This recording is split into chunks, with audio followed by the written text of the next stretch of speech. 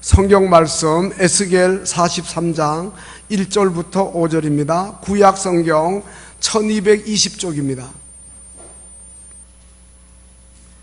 구약 성경 1220쪽 에스겔 43장 1절부터 5절입니다. 그 후에 그가 나를 데리고 문에 이르니 곧 동쪽을 향한 문이라.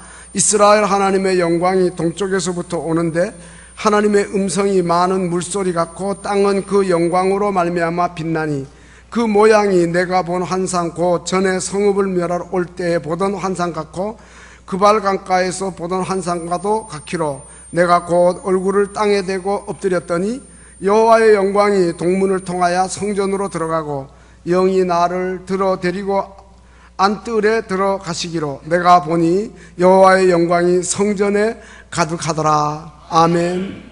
시온 찬양대의 찬양으로 하나님께 영광을 돌리겠습니다.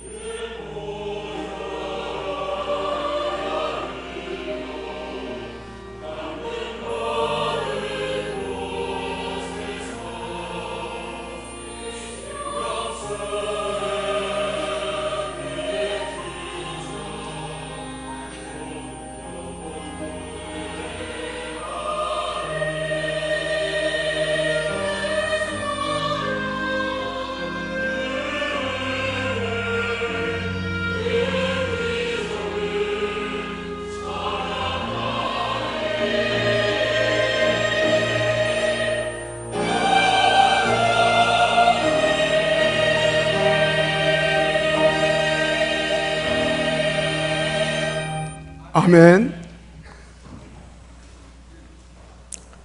에스겔 선지자는 예레미야와 같은 시대에 사역한 선지자입니다. 유다 말기의 선지자들인데 두 사람이 서로 다른 것은 예레미야는 유다에 남아 있으면서 바벨론 군대에 의해서 예루살렘이 처참하게 짓밟히는 그러한 광경을 보면서 눈물을 흘리고 애통해하면서 백성들의 회개를 촉구한 선지자고, 에스겔은 여호야긴 왕과 함께 2차 바벨론 포로로 끌려가서 포로 중에 한 사람으로 포로 수용소에서 있으면서 하나님으로부터 선지자의 소명을 받습니다. 25살 때 포로로 끌려갔는데 30살에 그는 하나님의 소명을 받게 되는 것입니다. 에스겔은 예루살렘에서 1500km나 떨어져 있는 바벨론에 있으면서 그가 포로된 지 11년 만에 BC 586년 예루살렘이 바벨론에 의해서 성읍이 회파되고 성전이 불타고 함락되었다고 하는 이러한 비통한 소식을 전해 듣게 됩니다. 근데 이 에스겔이 그러한 소식을 예루살렘에서부터 온 사람으로부터 듣기 전에 환상을 보게 됩니다. 그 환상은 하나님이 예루살렘 성전에서 또 성읍에서 떠나는 그러한 환상이었습니다. 에스겔 9장 3절을 보면 그룹에 머물러 있던 이스라엘 하나님의 영광이 성전 문지방을 넘어서는 겁니다. 그룹은 여호와 하나님을 수종드는 천사를 가리키고, 그리고 그룹이 머무는 곳은 바로 예루살렘 성전 지성소 안에 법궤가 있는데 그 법궤를 덮은 뚜껑 속죄소라 그러는데 바로 그곳을 가리키는 겁니다. 그곳을 가리켜서 오늘 본문 다음에 나오는 7절을 보면은 내 보좌에 처소라, 내 발을 두는 처소라 이렇게 이야기하는데, 바로 하나님이 왕으로서 권자에 앉으셔서 그 발을 올려놓으신다고 하는 상징적인 의미가 있는 거예요. 시편 132편 7절에 보면 성도들이 성전으로 들어가는 것을 가리켜서 비유적으로 우리가 그의 계신 곳으로 들어가는데 그의 발등상 앞에서, 바로 그 말이 속죄소 앞에서 그 뜻이에요. 법궤 앞에서 엎드려 예배한다. 하나님 보좌 앞에서, 하나님의 보좌에 그 발을 놓으신 발걸이 앞에서 하나님을 경배한다는 뜻입니다. 그런데 바로 그 이스라엘의 하나님의 영광이 그가 계신 곳 그곳을 떠나서 성전 문지방을 넘어선다는 거예요. 그리고 10장 4절에 보면은 하나님의 영광이 그곳에서 떠나서 성전 뜰로 나오고, 그 다음에는 또 11장 23절을 보면 성전을 또 떠나가지고 예루살렘 성읍으로 나오고, 그 다음에 성읍 동쪽 산에 머무르다가 사라지는 이러한 환상을 에스겔이 보게 되는 것입니다. 하나님의 빛난 영광이 예루살렘 성전을 떠나고 예루살렘 성읍을 떠났다는 거예요. 이거는 얼마나 큰 불행이고 저주입니까? 이걸 가리켜서 이가봇이라 그래요.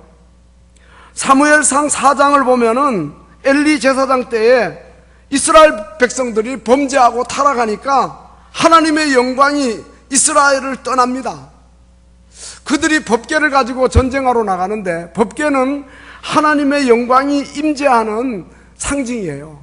그래서 법궤를 메고 가면 요단강이 갈라지고 법궤를 메고 여리고성을 돌면 여리고성이 함락돼요. 왜? 하나님이 임재해 계시니까. 그런데 이제 법궤를 들고 나갔는데 법궤를 빼앗겨요. 블레셋 사람에게. 진두지휘를 하던 엘리 제사장의 두 아들이 죽습니다. 그 소식을 듣고 그 아버지 엘리 제사장도 죽고, 그 다음에는 그 비느하스의 아내 엘리의 자부가 아이를 낳다가 난산으로 죽으면서 그 아이의 이름을 이가봇이라 그래요. 이가봇이라는 뜻은 하나님의 영광이 떠났다는 뜻이에요. 바로 그와 같은 현상이 지금 남왕국 유다 말기에 일어난 거예요. 그걸 에스겔 선지자에게 하나님이 환상 중에 보여주신 거예요.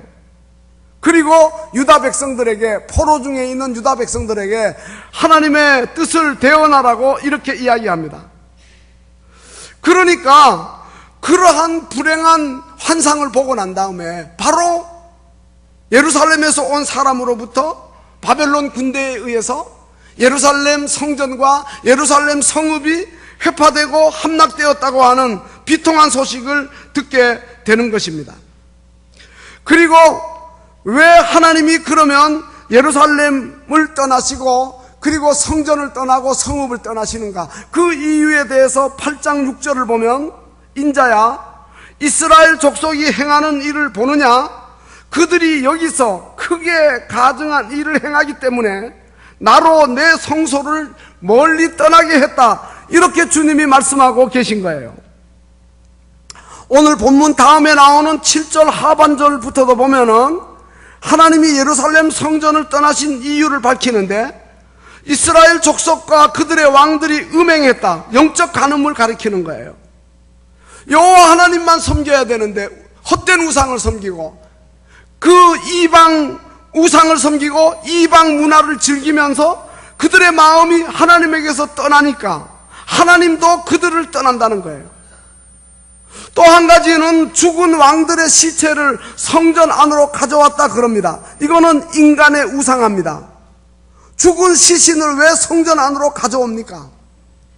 죽은 사람이 왕이라고 해서 권력에 아부하는 자들이 죽은 왕의 업적을 기리기 위해서 죽은 시신을 성전 안으로 가져오는 거예요. 하나님이 그걸 가증하게 보셨다는 거예요.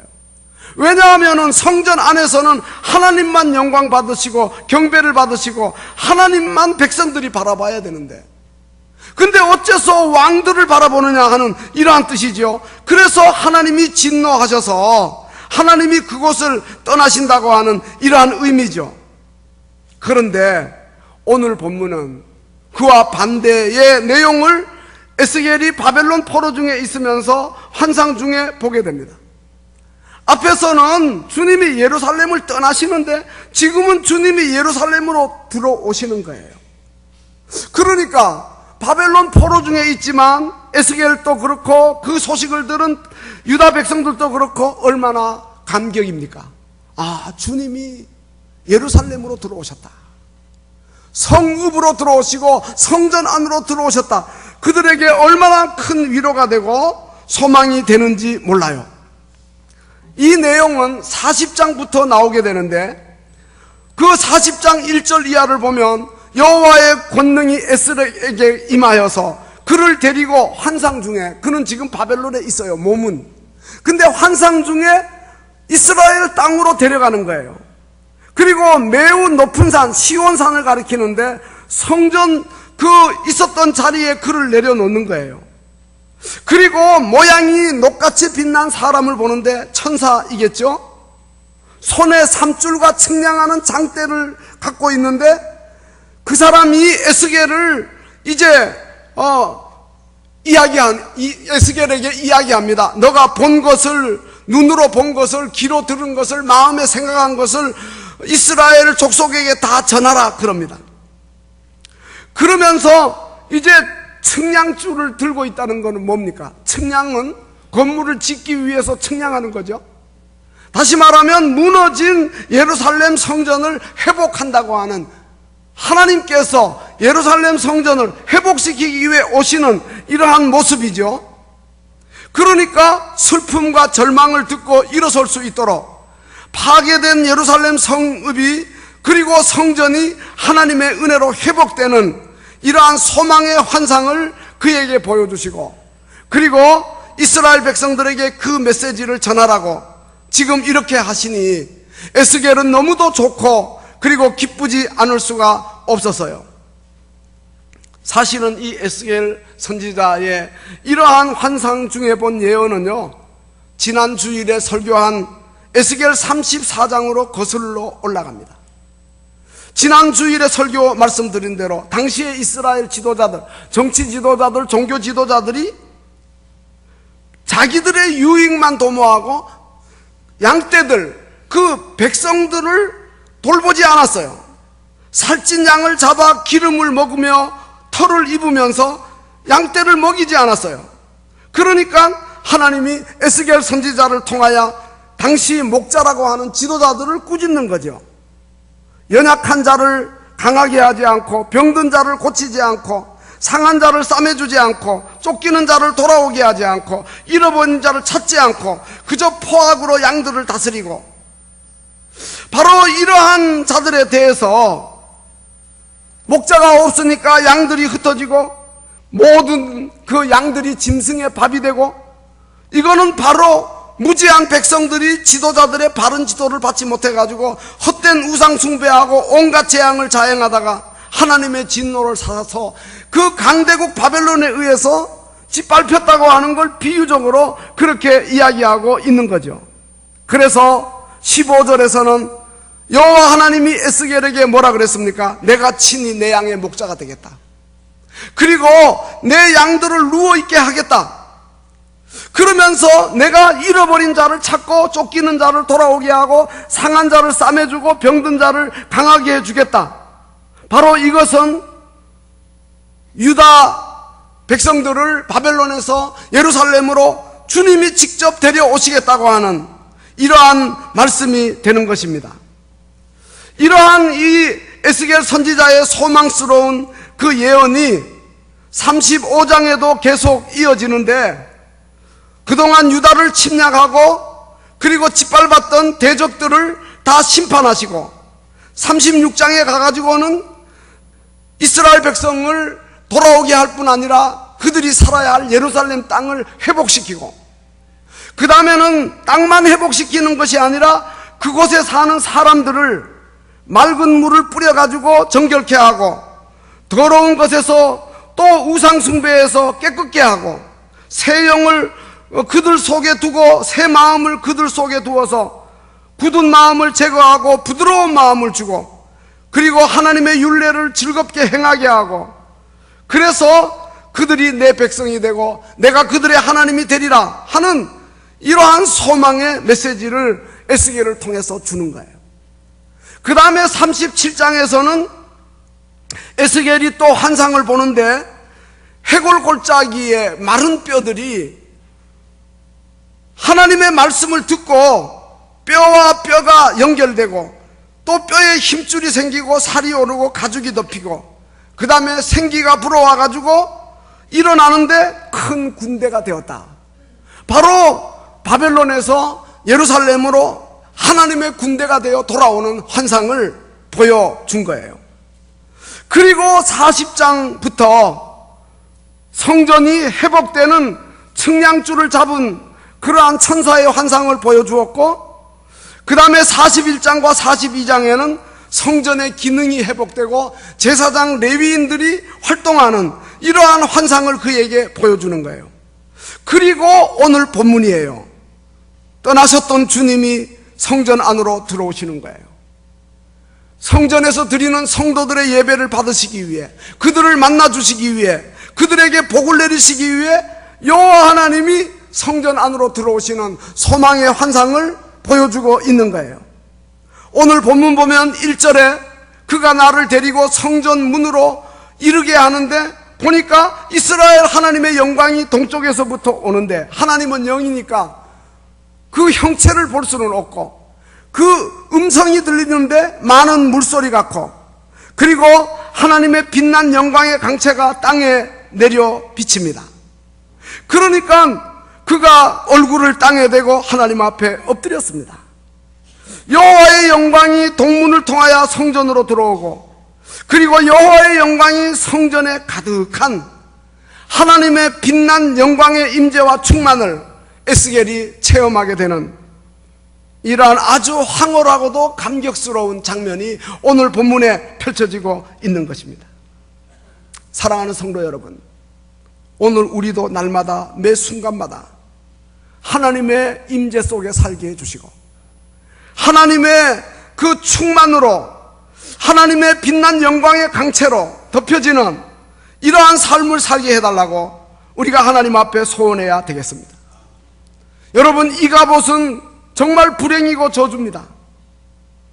하나님이 떠나시는 것보다 더 불행하고 저주가 없어요.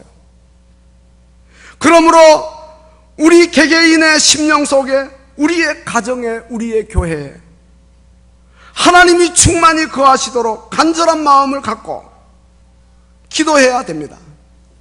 우리가 늘 무엇을 먹을까 마실까 무엇을 입을까 그것만 걱정하지 말고 주여 주님이 우리 가운데 임재하시옵소서. 왕이신 주여 이곳에 오셔서 우리가 왕께 드리는 영광을 받아 주시옵소서. 왕이신 주여 우리에게 오셔서 자정하여 다스려 주시옵소서. 우리가 주님 앞에 그렇게 늘 소원해야 되겠어요.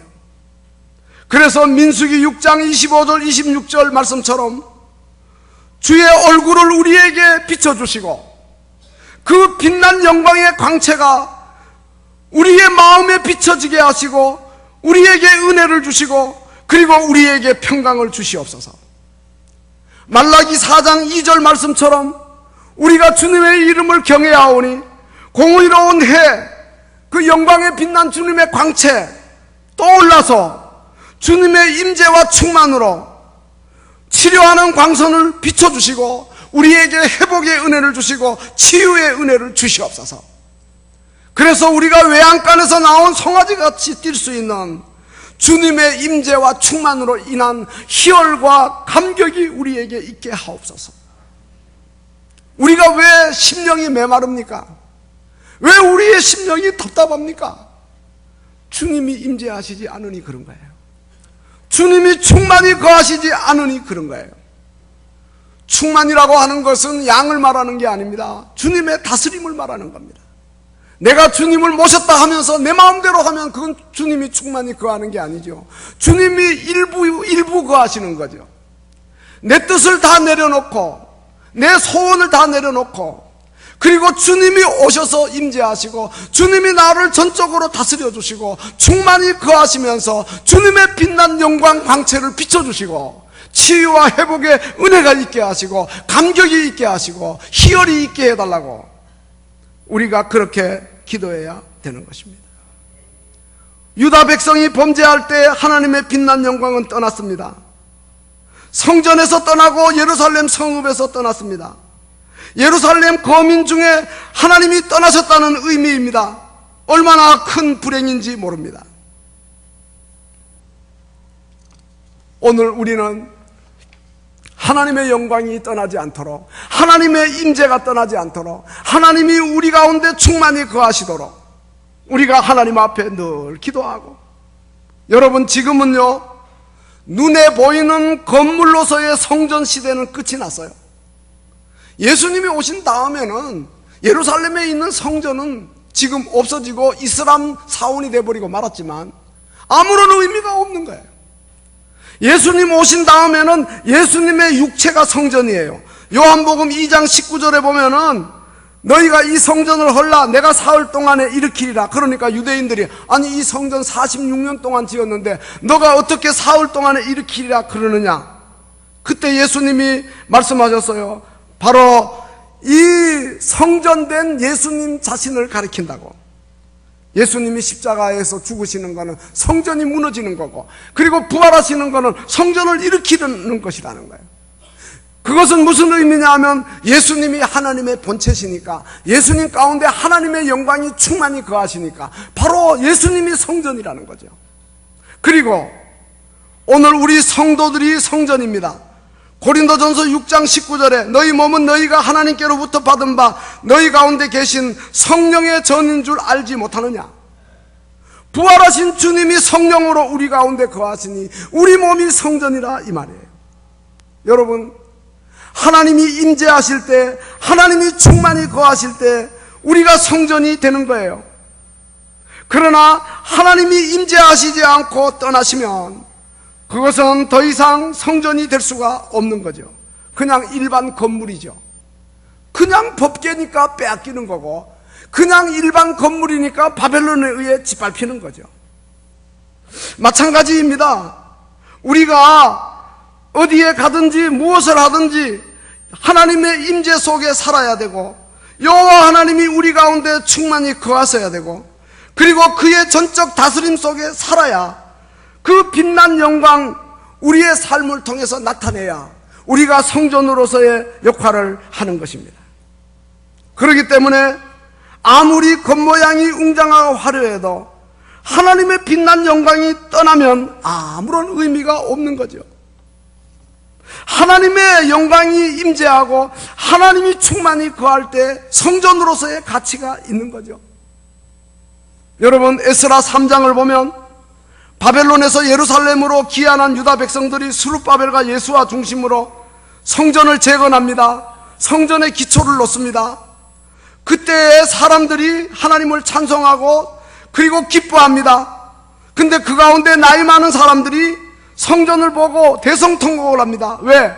솔로몬 시대의 성전을 보았던 사람들은 그렇게 성전이 화려하고 웅장했는데 이게 뭐냐? 그러나 그것은 그들의 잘못이었죠. 성전의 영광이 크고 그리고 화려하고 웅장한 데 있는 게 아니에요. 하나님이 임재하시고 충만히 거하시는데 바로 성전의 가치가 있는 거죠. 아무리 크고 화려하고 웅장해도 하나님이 떠나니까 성전은 바벨론에 의해서 짓밟히고 말았죠. 그러나 비록 그들이 돌아와서 재건하는 그 성전에 주님이 임하실 때는 영광이 가득한 거죠. 오늘 우리 성도들도 마찬가지입니다. 하나님의 영광이 우리 가운데 충만히 임재하고 거해야 우리가 세상 사람들과 구별되고 하나님의 거룩한 백성으로서의 가치가 성립되는 거예요. 그러므로 우리는 언제나 그 무엇보다 하나님의 영광을 사모해야 되는 거예요.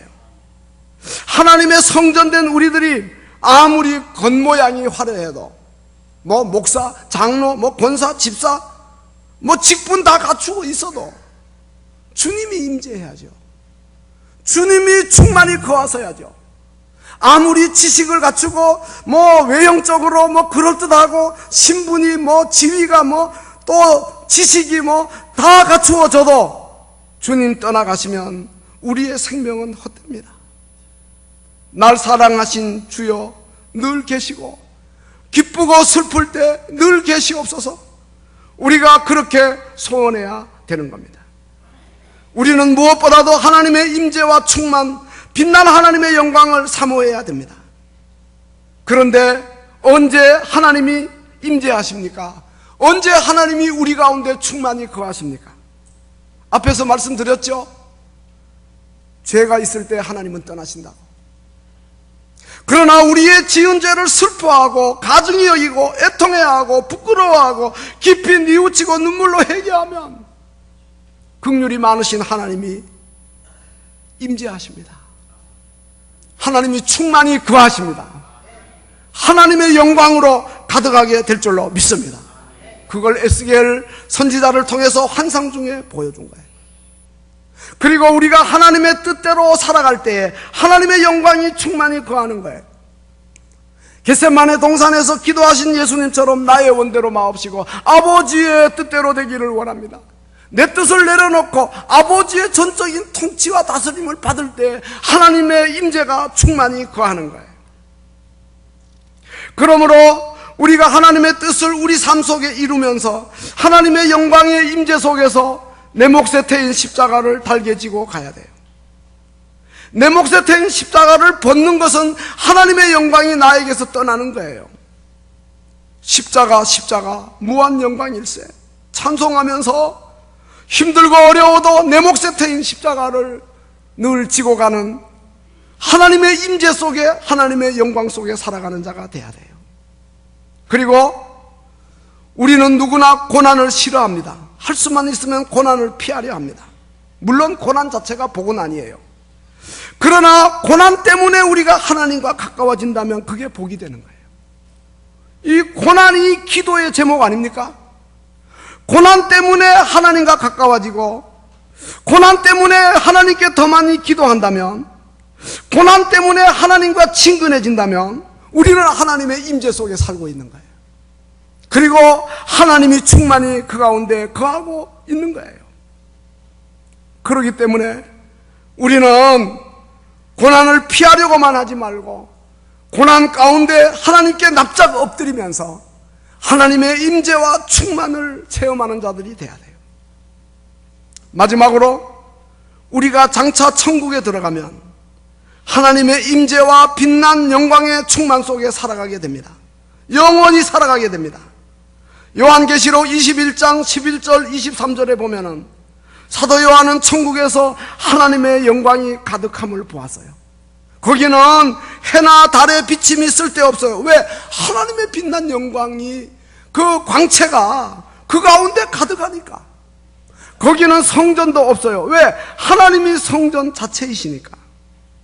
그러니까 영광일세 영광일세, 내가 누릴 영광일세, 은혜로 주 얼굴 베옵는 것 참 아름다운 영광이로다. 영광의 본체가 되신 그 하나님을 사모하고, 그 하나님이 계시고 우리 구주 예수님이 계신 어린 양 보좌가 있는 그 나라를 늘 간절히 사모하는 삶, 이것이 바로 하나님의 임재 속에 살고 하나님의 그 충만 속에 사는 성도의 아름다운 모습이라고 할 수 있는 거예요. 1943년 2월 3일 날 미국의 수송선 톨 제스터호가 독일군 잠수함의 어뢰의 공격을 받아가지고 침몰해 갑니다. 이때 군목 4명이 그 배에 타고 있었는데, 그들은 잠든 병사를 깨우고 병사들을 대피하는 일을 도와줍니다. 그리고 구명조끼를 입지 못한 병사들에게 자신들의 구명조끼를 벗어줍니다. 그리고 그들은 얼음장같이 차가운 대서양에서 최후를 맞습니다. 그들은 모두 자신의 임무에 최선을 다하며 숭고한 희생의 삶을 그가 사는 거죠. 그래서 미국 그 육군 군목학교에 가면 지금도 그들의 숭고한 희생 정신을 가르치면서 불멸의 군목들이라 그렇게 이야기합니다. 그들 4명 가운데 가장 나이가 적었던, 사고 당시 32이었던 클락 폴링이라고 하는 목사는 출항하기 전에 아버지에게 이런 기도 제목을 부탁했습니다. 아버지, 저의 안전한 귀환을 위해 기도하지 마시고 제가 맡은 임무를 최선을 다할 수 있도록 기도해 주세요. 자기의 안전보다 자기 맡은 임무를 우선시하는 그 군목, 그가 세상을 떠났지만 지금도 살아있는 불멸의 군목이 되어서 미국 육군 군목학교를 이수하는 모든 군목들에게 교훈이 되고 있는 거예요. 바로 주님의 임재와 충만 가운데 사는 하나님의 사람의 모습을 우리에게 보여주고 있는 거죠. 하나님이 맡기신 임무, 조국이 맡긴 임무를 생명을 다해 감당하는 사람, 비록 짧게 살았지만 오래도록 기억되는 사람이죠.